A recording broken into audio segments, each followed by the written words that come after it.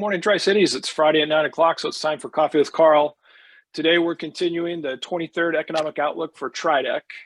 This is where we get local leaders on different subject areas together and talk about the work that they've done in the year past and then what's coming up in the next year. Today's our federal programs group, so it's my honor to welcome Brian Vance. Brian's the Hanford site manager for Department of Energy. Good morning, Brian. Morning, how are you, Thanks for joining us. Doing great. Great. Doing great. We talked about it before, but we all got the memo on, you got to have a dark jacket. That's right. And Tim, I'm not going to pick on you, but it's kind of the man's uniform, right? Like you have the dark jacket and the blue shirt. Also like to welcome Steve Ashby, the laboratory director for Pacific Northwest National Lab. Good morning, Steve. Good to see you. And last but by no means least, there you go, is Tim Peckinpaugh. He's a partner and also our lobbyist for TRIDEC at PNL Gates back in Washington, D.C. So good morning, Tim. Great to be here. Thank you. All right. Well, let's kick it off with our customary procedure, I guess, of talking about coffee or coffee mugs. I picked the Tri-Cities logo. This is a few years ago when some work was done to kind of unify everybody's logos for the Tri-Cities. Obviously, the history of the Tri-Cities is there's been efforts to actually bring cities and some of the local governments in together to one that has never worked. But I think at least on the, some of the nonprofits working together, we had that logo a couple of years ago. I know we share it with the Regional Chamber and Visit Tri-Cities and a couple of organizations. It's kind of, I guess, shows how we all work together. And obviously in the federal programs area, such a long history of really development for the Tri-Cities in general, starting with the Manhattan Project, the development of Pacific Northwest National Lab has such a huge impact on our community, our economy, and really the future of our community. And so that's some of the things we'll talk about today. I thought that was a good mug. Brian, how about you? What do you have for us this morning for a mug or a coffee story? Well, I'm a Navy guy, 25 years, but I never picked up the coffee habit. So I've got my Diet Coke, which I started with today. So it's not a great story with that, other than it's probably unhealthy. But I typically start pretty early here, and that's how I get started many days. So just part of the drill for me. Oh, it sounds great. Thank you, Steve. How about you? What are you drinking this morning, or what do you have a mug story for us? Well, see if you can see it there, but it's just one of my coffee cups. I've collected a number of coffee cups when I went to technical conferences, when I did honest work as a computational mathematician. And so I've collected a number of those. And this is one I've had for probably the better part of 2 decades. And so I occasionally use it. It just reminds me of when I did some technical work in the area of computational math. That's awesome. Tim, how about you? What do you have for a mug or coffee story this morning? Yeah, this is a mug I picked out this morning.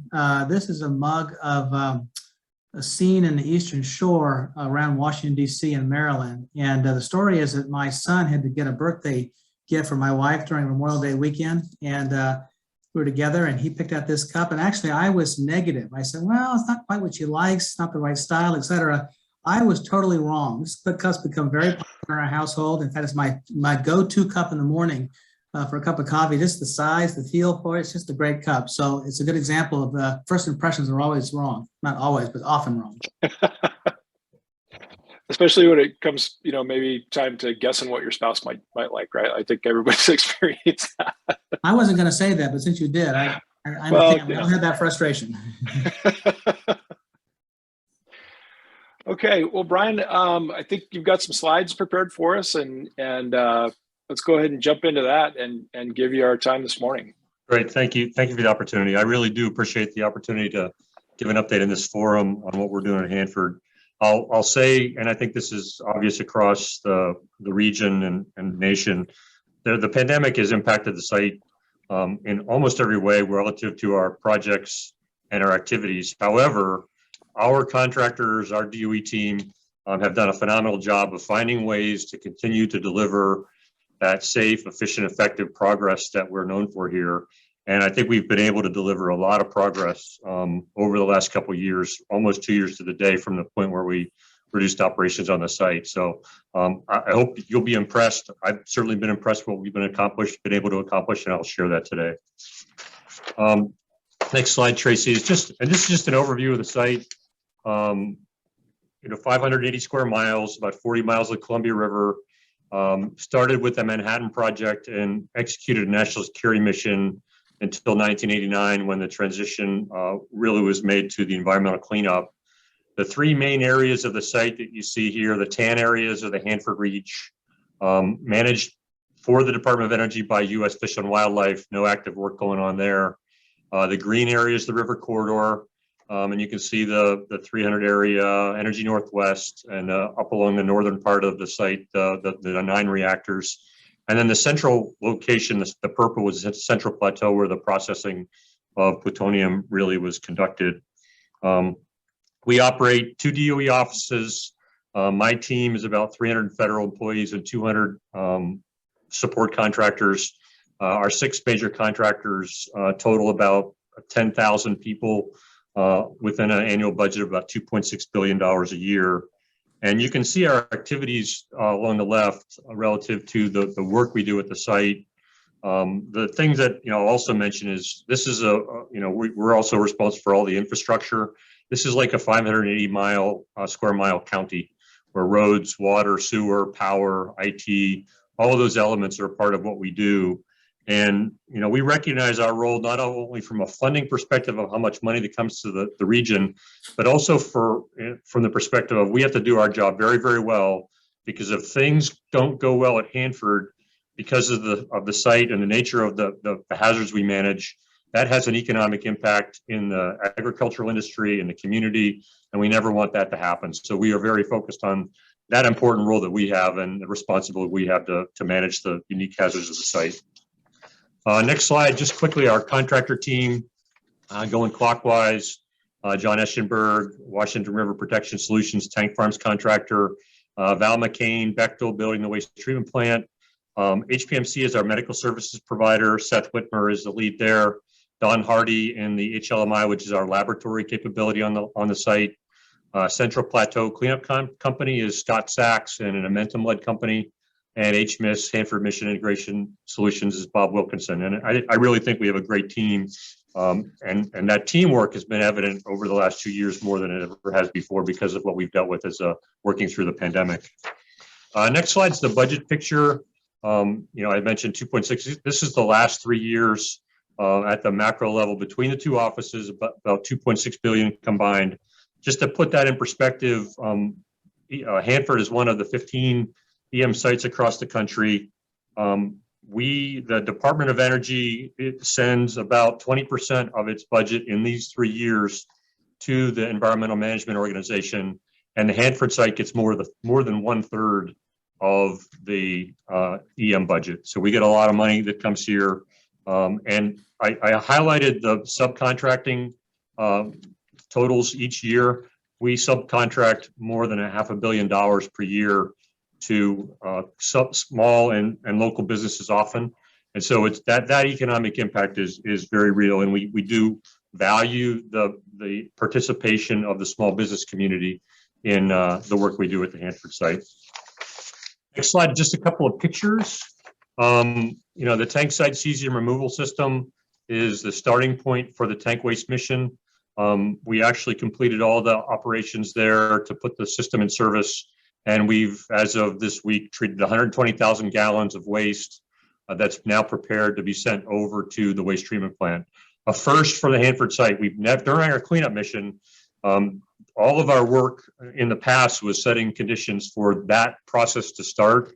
And so in late January, we were able to start treating waste. So, that's a first for the cleanup, and it's really the beginning of the next phase of the cleanup mission.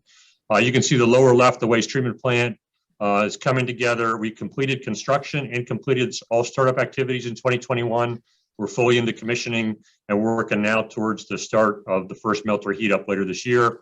Effluent treatment facility is one of the facilities that supports the direct feed low activity waste tank waste mission. Multiple upgrades going in place there to support direct feed low activity waste. That's a picture of one of the new reverse osmosis machines.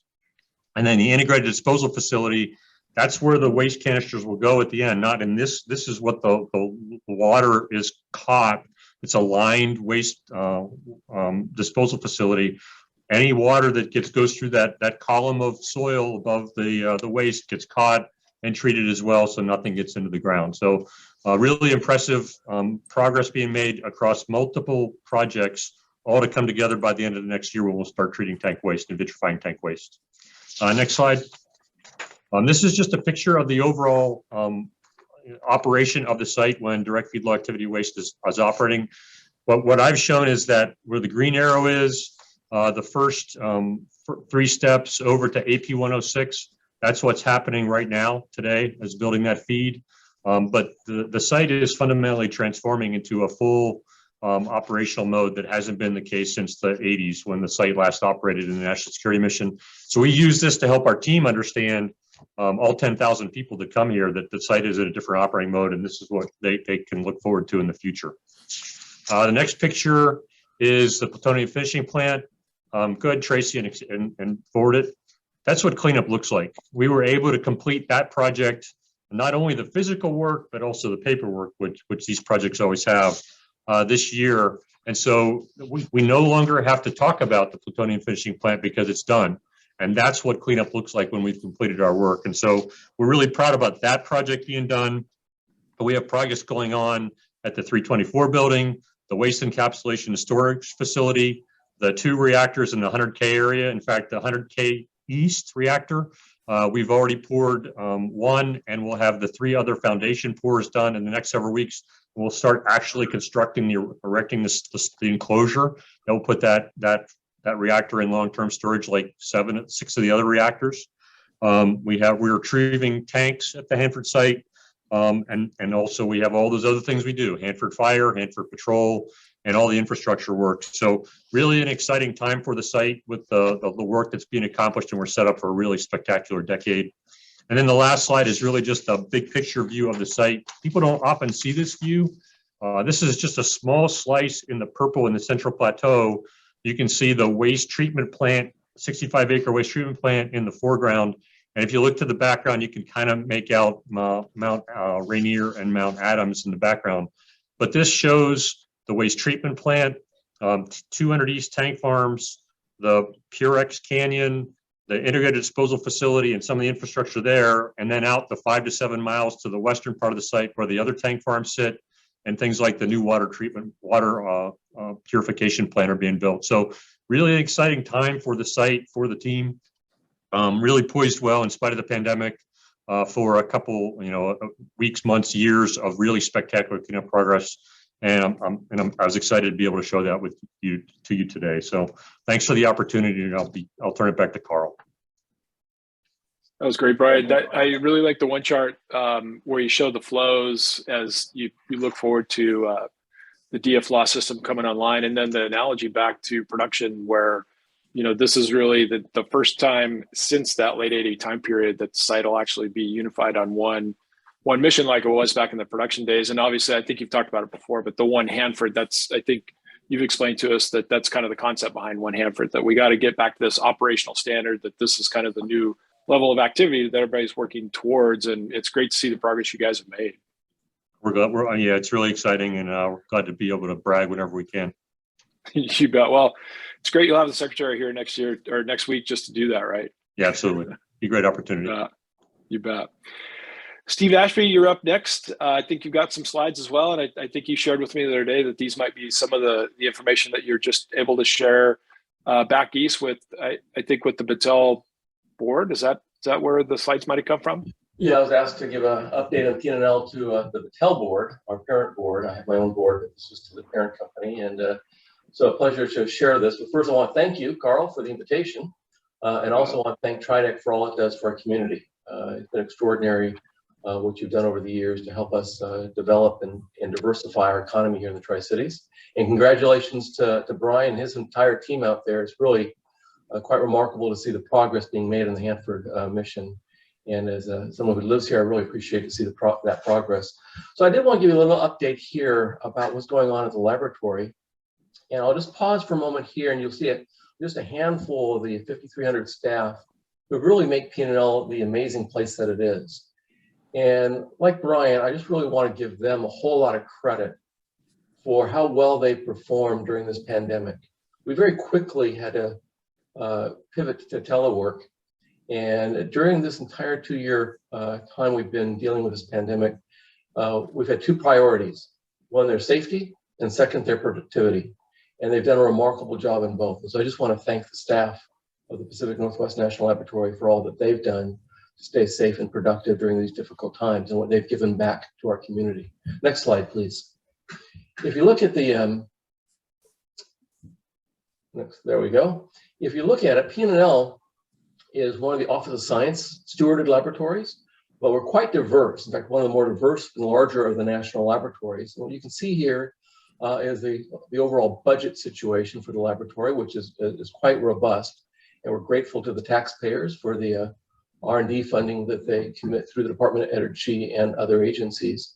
Here you can see about 2/3 of our funding comes from the Department of Energy, from the Office of Science, the Applied Energy and EM parts of the department, as well as national security in terms of what we do for nuclear nonproliferation. And then you can see another wedge of work that we do for the Department of Defense, the intelligence community, and the Department of Homeland Security. And so although we're stewarded by the Office of Science, and proudly so, about half the laboratory does national security work. And it was apt that Brian went first because really our heritage dates all the way back to the creation of the lab in 1965, when what is today called PNNL was pulled out of the old Hanford Works laboratory and created as an enduring scientific laboratory for the country. Fast forward today, we are doing quite well thanks to those staff members. About $1.2 billion in annual research expenditures each year, employing 5,300 staff. From an economic perspective for the Tri-Cities, what that means is about a $500 million payroll, most of which is spent right here in the Tri-Cities. In addition to that, there's of course also many hundreds of millions of dollars we put out in subcontracts, including to many of the small businesses that are in the Tri-Cities. We publish peer-reviewed publications, and another thing that's really a hallmark of the laboratory is what we do to get our research out into commercialization to create jobs and wealth for Americans. And those are the records of invention, about one every business day, and we're awarded 2 patents every week on average. If you go to the next slide, I don't have time to give you the breadth of everything we do in a $1 billion laboratory, but I thought I'd tell you some of the things where we're leaning forward and where we're headed. And then I'll talk a little bit about our partnerships and some of the construction you may have noticed on campus. So one of the things we need to do as a national laboratory is, in addition to meeting current commitments to our many sponsors, we need to anticipate some emerging national needs. And the laboratory has done this well throughout its history.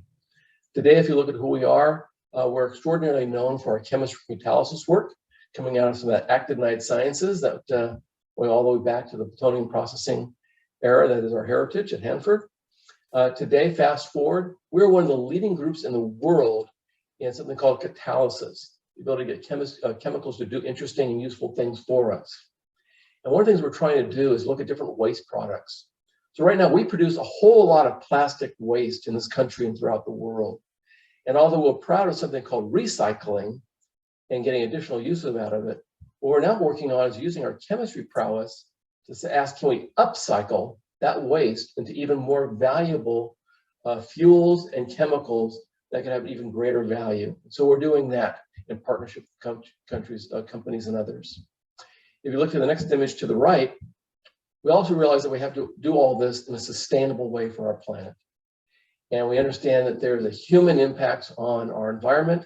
There's natural changes going on.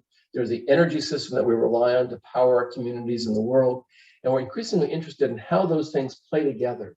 And so we're doing integrated climate energy system modeling to look at how we aid the decarbonization of our energy system and our businesses. And in fact, we'll be talking a little bit about this with the Secretary later next week. Energy storage, a big area of strength for the laboratory, whether it's a better electric battery for your vehicles, and the recent second award of $75 million for 5 years for a BAT 500 to look at improving battery technologies for vehicles, or it's what we're doing in the grid storage launch pad I'll describe shortly, looking at better technologies for grid scale storage. We're doing all that work here at PNNL and with our partners around the complex and in industry. And then finally, even before we were all familiar with COVID, we were doing a lot of work in biology and in biothreats. And that work has continued. And more recently, we've looked at how we can apply some of our machine learning expertise to quickly identifying potential and emerging threats so that we will quickly be prepared for the next pandemic or, God forbid, engineered bio attack. Let's go to the next slide. And of course, we don't do this work alone. We do partner for success. A lot of the partnering goes on right here in the Tri-Cities, but also across our state and the country. In that first image in the upper left, you'll see something we're doing, something called Connected Communities. A new award we just got is a project being led by Vista and McKinstry. We're lending some of our transactive energy capabilities in which we have sensors that can monitor energy usage, talk to buildings on a campus, and then communicate back and forth with the electric grid to manage all this efficiently. This Spokane Eco District is called the 5 smartest blocks in the world, and we're proud to be part of that demonstration.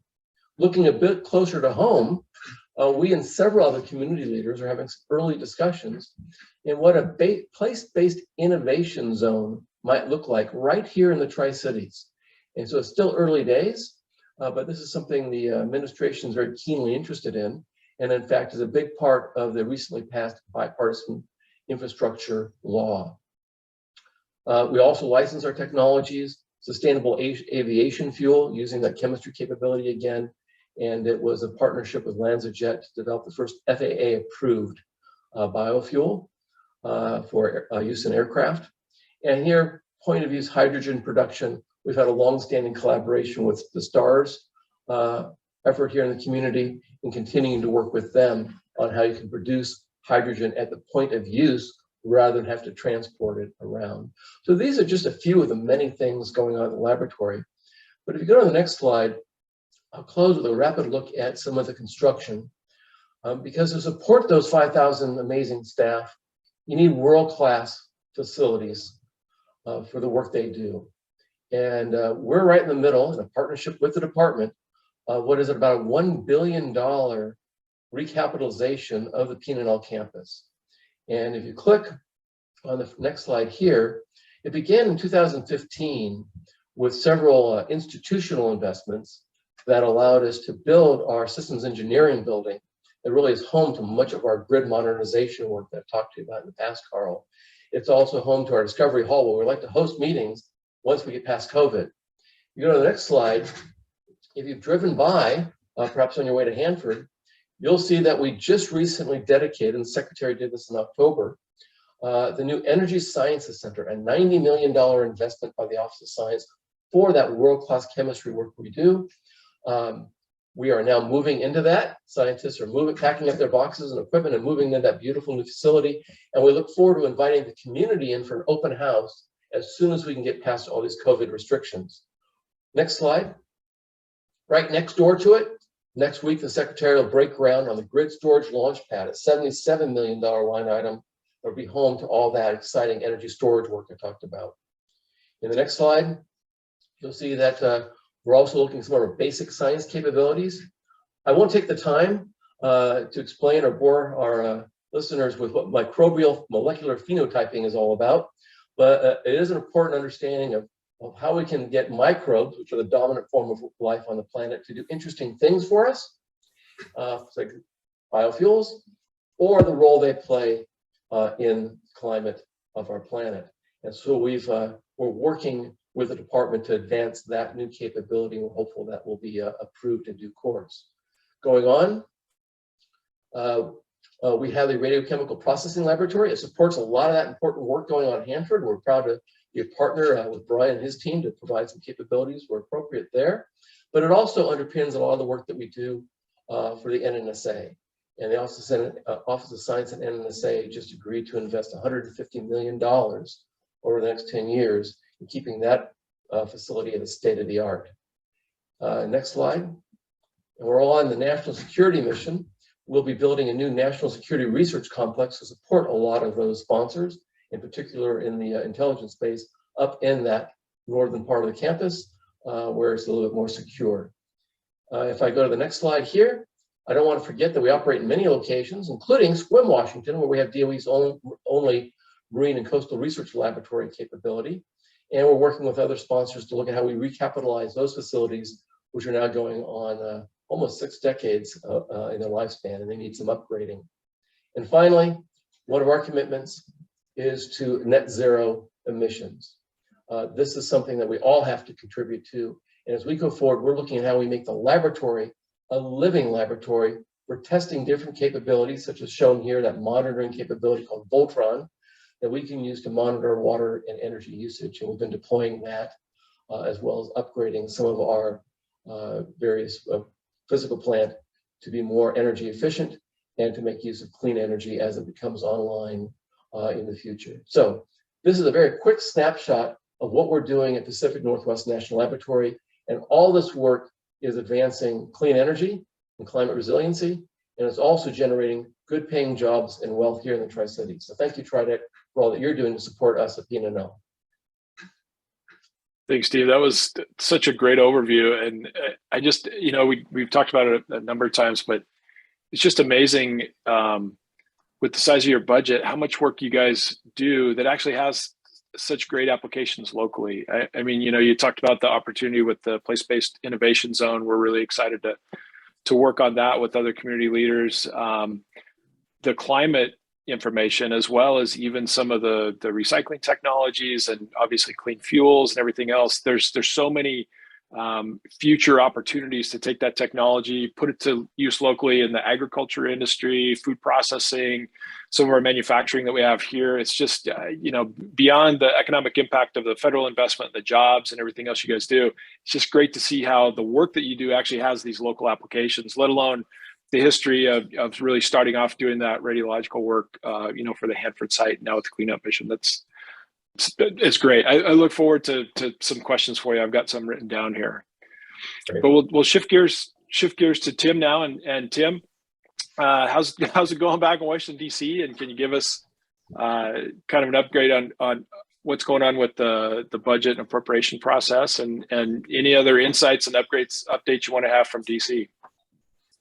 Well, thank you, Karl. Happy to give an update, and thanks for being here and a chance to participate. I might add, as your advocate back in the other Washington, D.C., it's good to have good material to work with. And Brian and Steve, you guys do a good job out there, obviously. Fantastic progress at the site on cleanup, outstanding R&D opportunities at the laboratory, and all the new growth going on, and the application to solving real world problems makes my job much easier back here in Washington, D.C., is advocating for the community. So thank you all for your success, and the Secretary will see it all firsthand next week. So I'm very proud to understand how the $3.8 billion in federal appropriations are being spent very effectively in the Tri-Cities. And of course, that's my job, is to help deliver that money. Let me just kind of walk through federal updates back here in Washington, D.C. I don't have a snazzy PowerPoint. I was going to prepare one out of the time. Quite frankly, I could make an excuse that what I do is inherently uncertain and unpredictable and doesn't really have a nice structure to it for a PowerPoint, but that's just an excuse. I just didn't have enough time, so I apologize. So no worries. To review the federal sector here. As a context setter, about 4 months ago, we had 4 central priorities back here in Washington, D.C. that Congress was grappling with. They were, of course, the infrastructure bill, Build Back Better, appropriations, and the debt ceiling. I'm happy to report that as of today, 2 of those 4 are done. We did pass the big infrastructure bill. It's now public law being carried out. And through some parliamentary efforts in December, we got done with the debt ceiling, and we're able to extend that past the midterm election. So that's pretty good progress by Congress's standards. That's batting 500. So I guess we'll take that for now. However, we still got 2 big ones left, and that's Build Back Better and the appropriations. So quickly on Build Back Better, this of course has been the ongoing saga back in DC now for many, many months. About a $1.7, $1.9 billion or $1 trillion package. In DC, billions and trillions, they all kind of come together after a while. And that package is on life supports, quite frankly. You can think about various descriptions, but that's pretty much the best description I can think of. The only play left to get that bill back going again is to peel off portions that might get done in a bipartisan fashion, or at least with the support of Joe Manchin and Kristen Sinema, that include perhaps climate change and clean technology and perhaps the child tax credit. They have to be paid for over a 10-year period probably, and that's very, very difficult right now in the current climate in Congress. So I don't have much aspirations for these two bills. I feel somewhat downcast about them, quite frankly. There's a lull in activity in the negotiations right now. They may get back to that big bill in April, but at that point, time begins to run out. So again, only gets done if they decide to peel off just sort of chunks, as Biden calls them, chunks of that bill. Now, on to appropriations, FY22 appropriations. That's our big focus back in DC right now. Next 3 or 4 weeks are critical as they develop a final appropriations bill for the current fiscal year. Just last night, the Senate passed another extension of the continuing resolution, so-called CR. It's the third one they've done. It's a 3-week extension now through March 11. Therefore, we keep the government operating, but operating at FY21 funding levels. We've made big progress in going forward and finishing appropriations bills. They now have top lines and negotiated after many months. We are told they have allocations for individual subcommittees, including energy and water, which is critical, of course, for the Tri-Cities, Hanford, and the laboratory. And staff are now working long nights and probably this weekend, quite frankly, in developing the specifics of that appropriations bill for FY22. We are hearing that there are tight accounts, particularly in the non-defense areas, and they had to take haircuts. So we could have some real tough decisions they have to make in the next several weeks to figure out the final allocations for these areas. It could impact Patel programs, Steve, particularly in the DOE science area and energy R&D areas, because those accounts may be under some fiscal stress. The defense programs, though, are much better off with a higher number top line. Therefore, EM might be better off in the appropriations process we finish up. And of course, those are just top line. We have lots and lots of details to work out. We have two big complications on our appropriations, and they deal with trying to add more money to supplement existing accounts. One area is in COVID. Biden wants to put $30 billion more into COVID relief, particularly on the healthcare side. Their accounts are running dry, particularly as another variant, and also for disaster assistance. Hurricanes, tornadoes, wildfires we've had the past few months, those are now also have funds that have depleted. So that may introduce some complications to the process as they have to figure out how to add more money as an effort to supplement these existing accounts. Prospects, I think, are pretty good, all things considered. We have lots of work to do the next 3 or 4 weeks, but I think we can get that done. I think there's a strong will to get it done at the top line, as leadership has provided strong direction to get it done in a bipartisan way. I would say if you're an advocate for stuff, if there's something in these bills you want to get done, now's your time. The window is shutting, may actually shut next week. So I'd encourage you, if you have any last arguments to make or advocacy to do it now before the door and windows are shut. Now, of course, this process, if successful, is halfway during this fiscal year. We're now in the 6th month of the current fiscal year. So underscores our constraints in being ready for next year, FY23, because we have to do that process right now immediately when we finish off the FY22 bill. That will start on March 1st when the president has his annual speech to Congress. He'll add his budget priorities. The actual budget request may follow along sometime later in March, perhaps late March. But the details may have to wait until April or beyond before we have to see the actual line items and programmatic issues. So again, it's a very late start for the budget process for FY23. They'll play catch up though. The House will probably rally and pass a few bills, including energy and water, before the August recess. The Senate will lag behind, probably not finish their bills. So they have to be on the CR. They have to pass October 1 for the fiscal year. Once again, it has passed the midterm elections, and they would have maybe a final appropriations bill completed in December for FY23. Again, that's not the best schedule, not the best result, but that's become very much a habit for Congress. They're always tardy with the appropriations process. So beyond appropriations, other bills to look out for include the China competition bill. That bill has passed the House and Senate. It's now in conference, going through reconciliation. There'll be tax extenders. They have to extend expiring provisions, particularly in the energy R&D area. There's a postal reform bill that's just passed the House and now pending in the Senate. That can get done. There is the perennial NDAA, National Defense Authorization Act, that's up for reauthorization next year. That'll likely get done. They passed it like 62 years in a row, but might be very late getting done. And then finally, a huge priority is just efforts to implement the bipartisan infrastructure bill. That's a significant achievement. There's lots of money now flowing from that bill to localities and states. I would encourage you folks, if you have a sector, whether it's transportation or water or broadband or transmission, to engage in those efforts. They're currently putting out new solicitations and developing the metrics for evaluating proposals to allocate trillions of dollars in infrastructure. Other controversial topics like voting rights and immigration, gun control, police reform, those are not going to get done probably. They're just very controversial. Time has run out for this year because the focus now becomes very much, when she passed the appropriations bills, into the elections in November. And so just to quickly talk about that, on the House side, the conventional view is that the Republicans will retake control of the House, but my guess is probably a fairly slim majority. Redistricting was supposed to be a Republican win. It's probably going to be a draw when it's all said and done nationwide. And that may temper the GOP's abilities to have a real working majority in the House next year.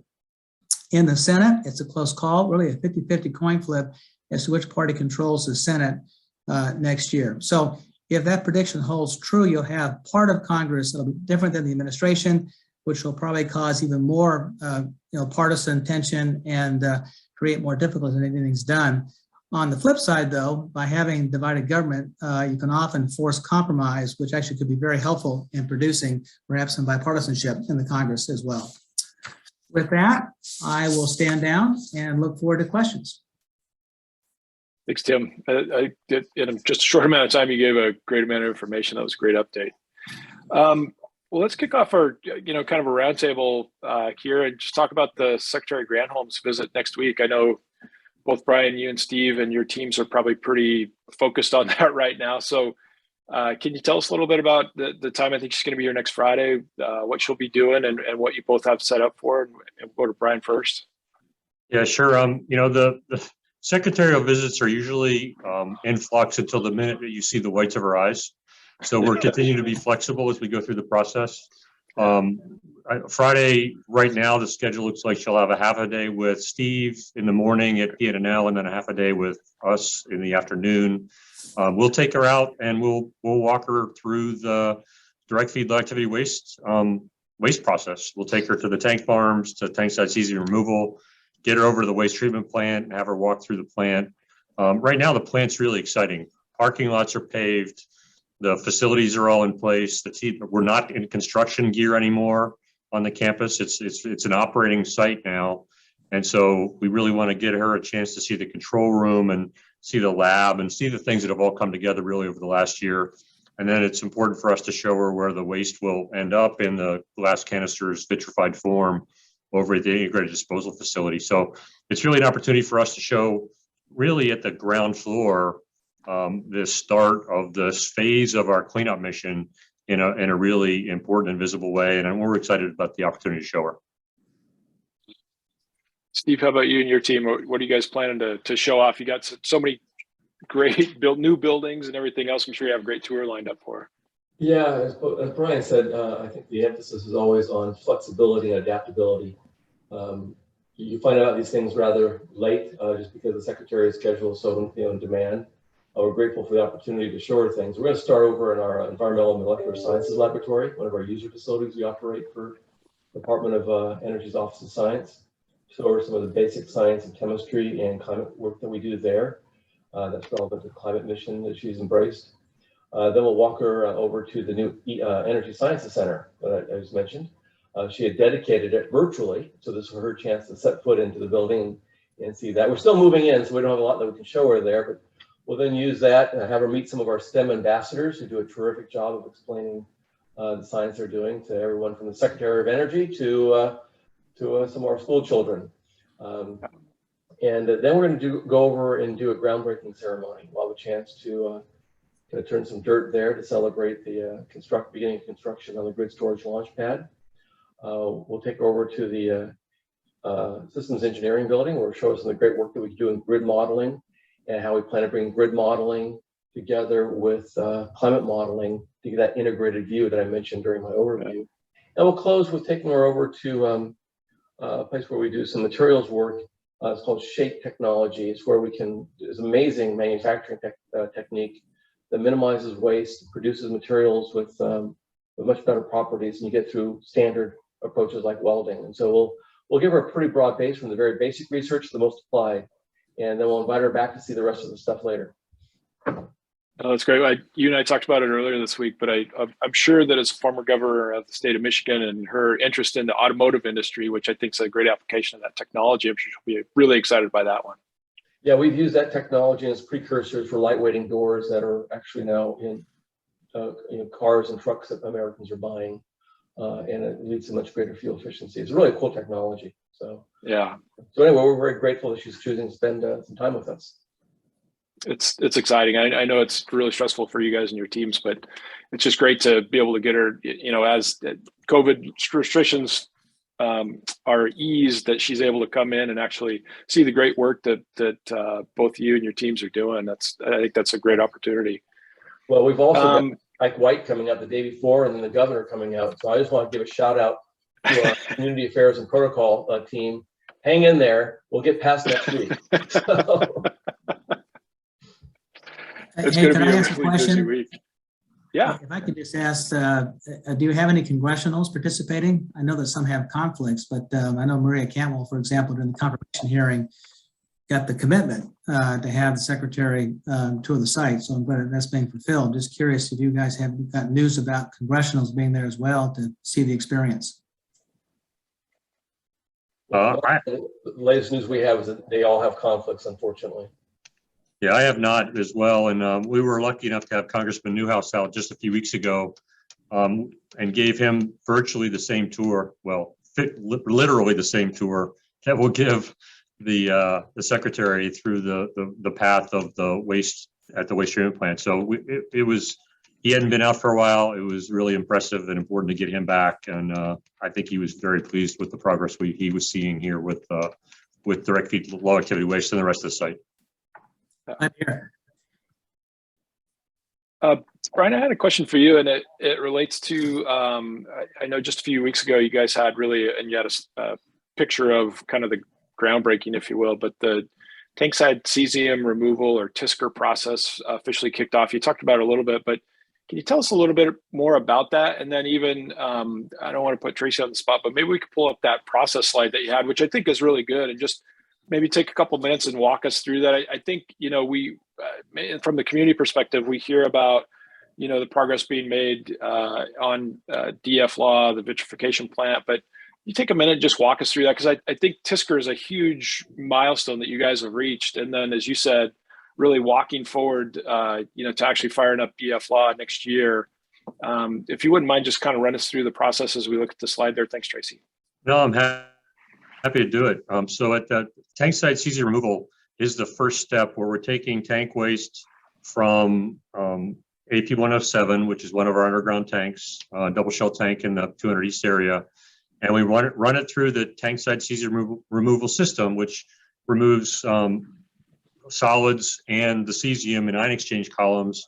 And then that waste is transferred over to AP 106. AP 106 is about a 1.2 million gallon capacity tank. And our goal in the process over the next year is to have 1 million gallons staged for when the waste treatment plant is ready to begin operations next calendar year. So that process is going on now. The waste, when the waste treatment plant is ready to receive, you can see the green arrow that goes from AP 106 over to the effluent management facility. That's one of the facilities on the campus of the waste treatment plant, and over to the low activity waste facility. And that's where the vitrification of that waste will actually take place.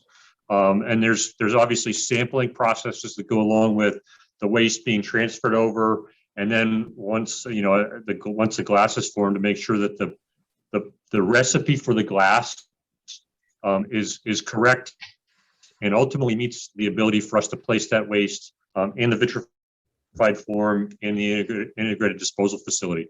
Once the waste is completed, you come out the other side of that low activity waste facility, and it goes transported over to the integrated disposal facility. Inside of the law facility, the picture I showed before had 3 canister locations. So there's a canister that's empty and being prepared to be filled. There's a canister being filled, and there's a canister cooling because the glass comes in about 2100 degrees Fahrenheit. There's a additional cooling that occurs over at the integrated disposal facility, and then those canisters are placed in that facility for the long term. If you look to the right, the effluent treatment facility, there's byproducts of the vitrification process that will be sent over to both the liquid effluent retention facility and the effluent treatment facility. I had pictures of those also in the process in the pictures I showed in the presentation, also going on through upgrades, all to manage the byproducts. Some of that goes back over to the law facility for vitrification. Others is just, we clean it and it's effectively water, and we take the debris and we put it over in the integrated disposal facility.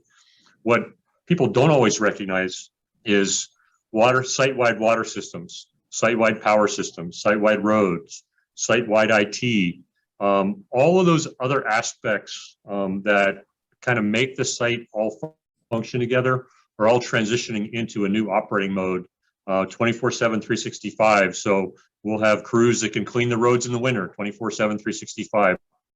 We'll have crews that have to respond to power outages and water outages much faster in the past, and we have to have additional sparing and things like that. So it is truly a site-wide transition, and that's what this graphic has been helpful with us to just share with a broader audience that aren't maybe at the waste treatment plant or tank farms on a routine basis, just to see how everyone on the site plays in this mission and really get everybody excited and motivated to operate in a fundamentally new way.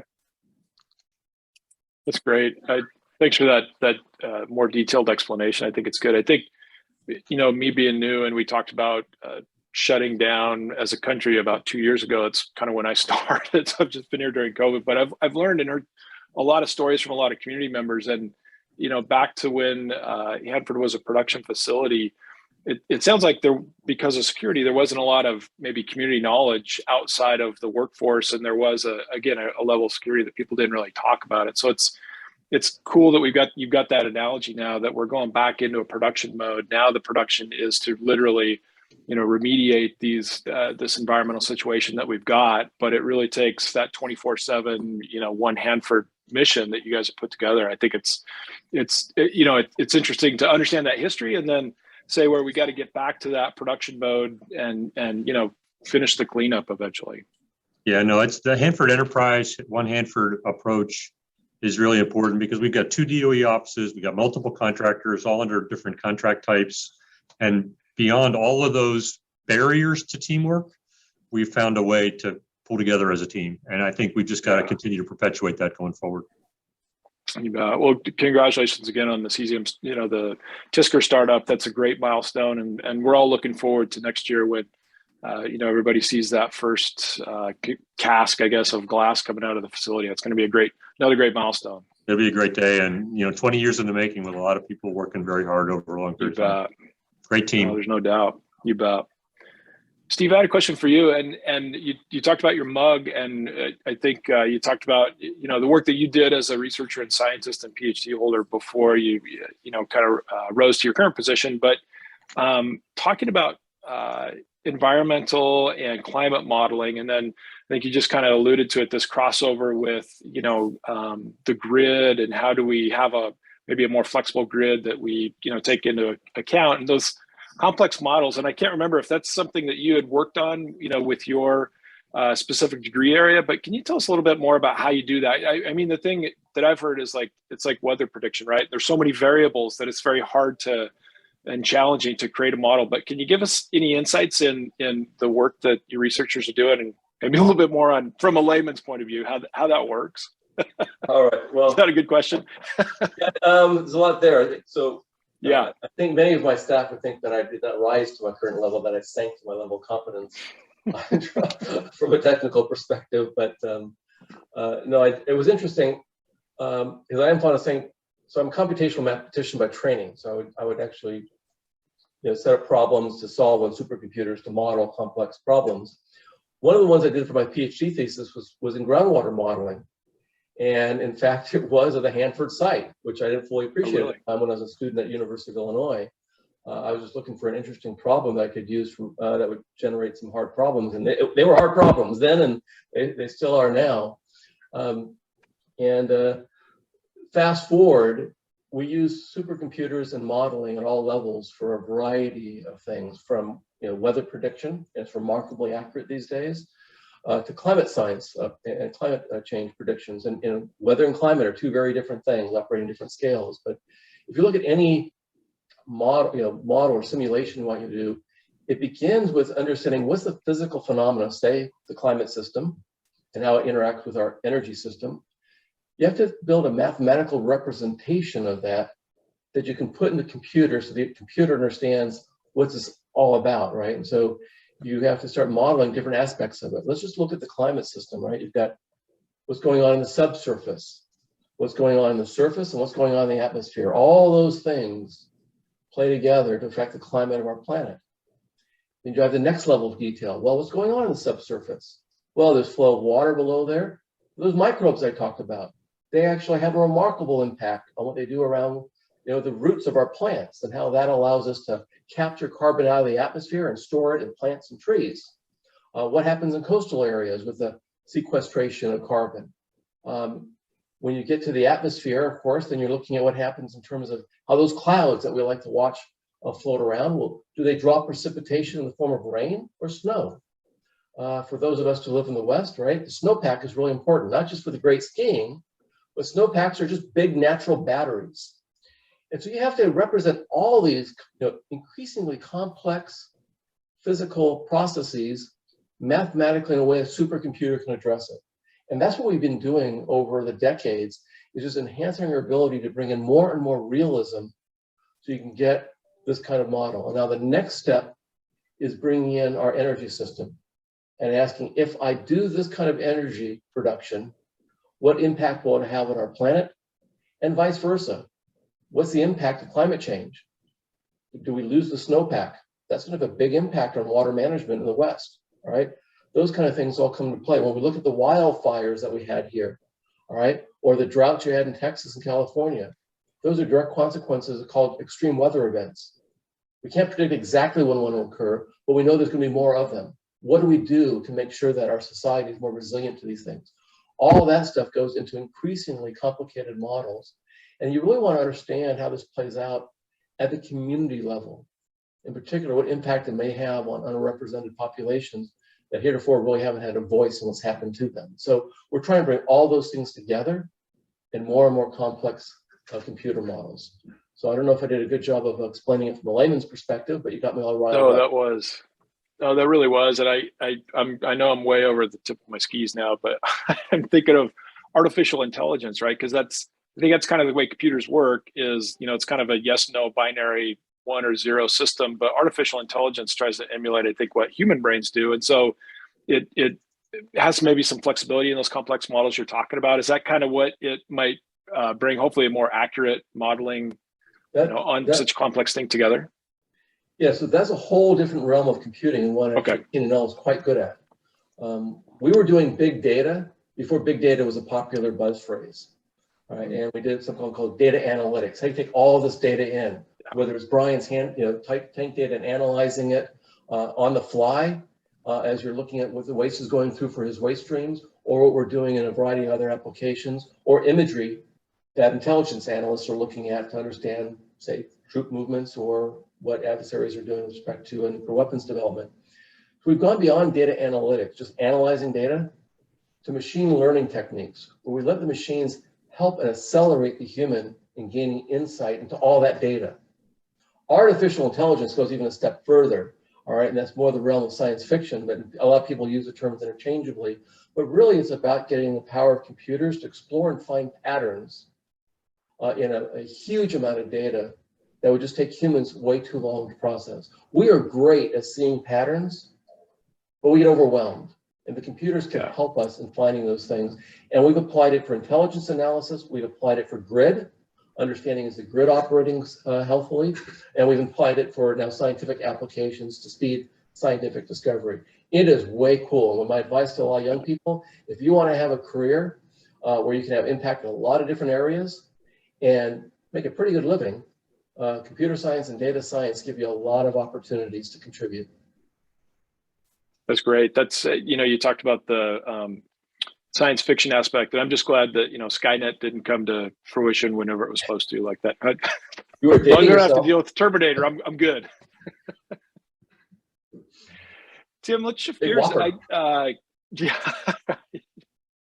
I wanted to ask your perspective on, we've had the conversation ongoing regionally about the Lower Snake River dams, but can you give us any updates or insights on, obviously there was a proposal from Congressman Simpson in Idaho about that, but any DC insights on how that's going? Obviously, Senator Murray and the governor have a task force they're working on to take a look at some alternatives, but any DC perspective on that issue?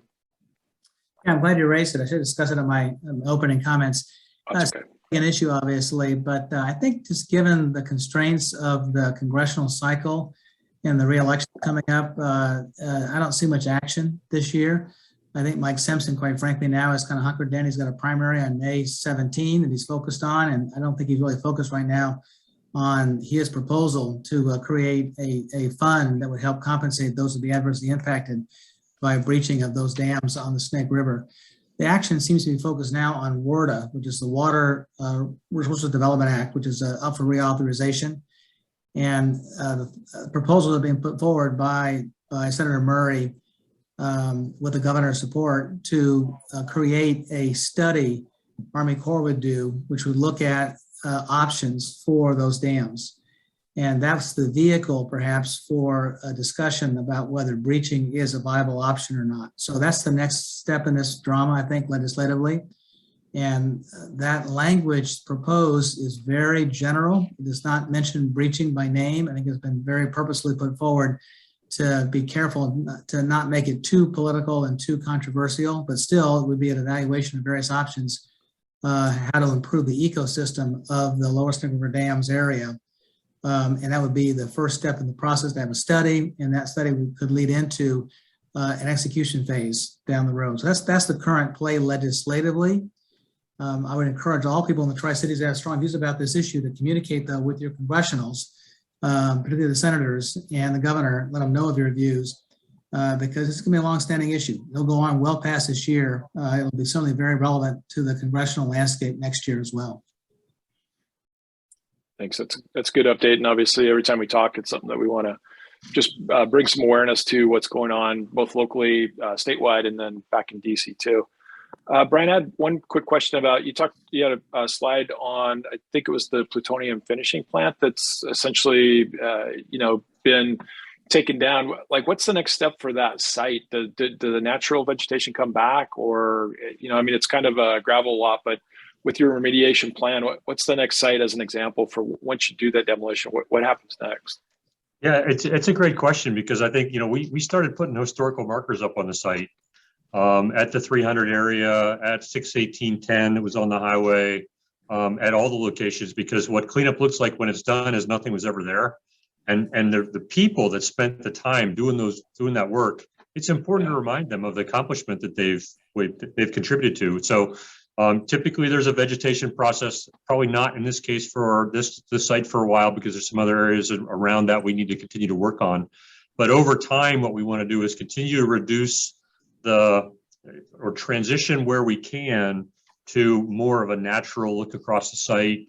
Revegetation typically takes a while to really take hold, but we spend considerable time that. In some areas, we work with the tribal nations on some revegetation projects to make sure that we get their participation in the process as well.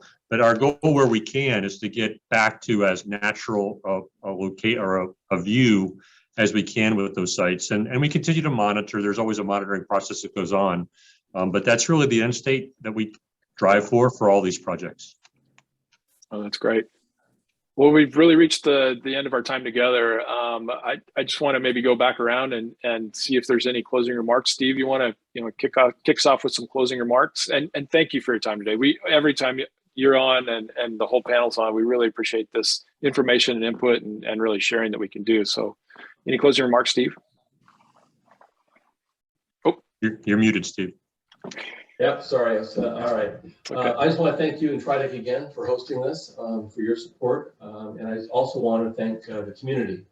We've been in the community now since 1965 as a laboratory. and we really appreciate and value the support we get from our neighbors, and we're glad to give back. And for the staff of the laboratory, thank you for all that you're doing.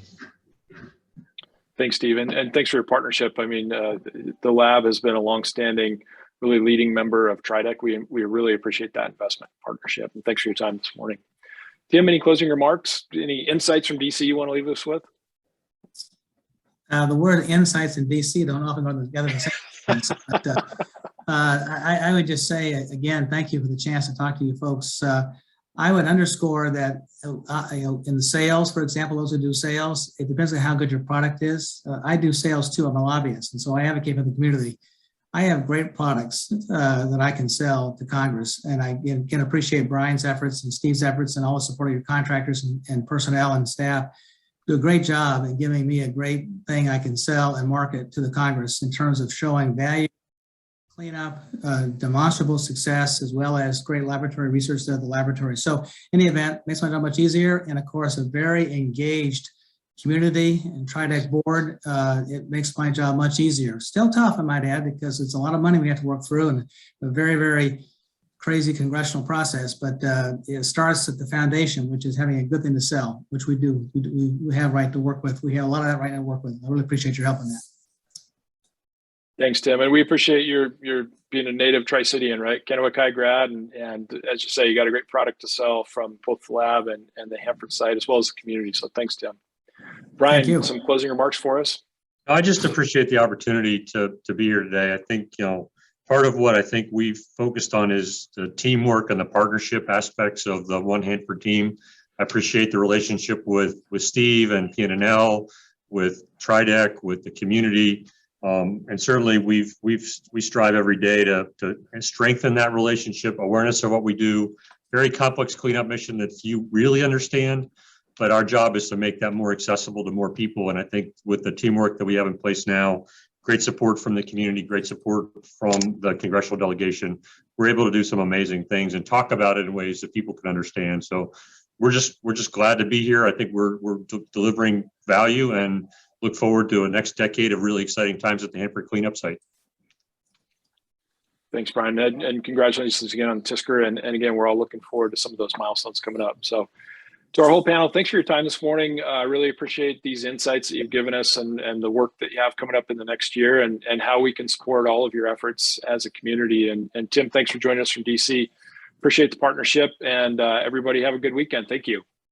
See you all later. Thank you all. Thank you.